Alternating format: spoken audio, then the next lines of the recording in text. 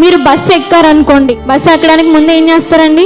Ticket తీసుకుంటారు. Ticket తీసుకున్న తర్వాత అయిపోద్దా? మన గమ్యం ఏంటో అప్పటి వరకు మనం ఏం చేస్తామండి? ఆ బస్సులో కూర్చునే ఉంటాం. ఎక్కడ స్టాప్ వచ్చినా దిగిపోతామండి? దిగం. మన గమ్యం చేరేంత వరకు మనం ఏంటి? అక్కడ ప్రయాణికులం, ప్రయాణిస్తూనే ఉండాలి. మన గమ్యం చేరాక అప్పుడు దిగుతాం. అదే రీతిగా మనము కూడా ఈ యొక్క గమ్యం, మన గమ్యం ఏంటండి? దేవుని నమ్ముకున్నటువంటి మనము, మన గమ్యం ఏంటి? పరలోకం. పరలోకం చేరేంత వరకు మనం ఎలాగుండాలండి?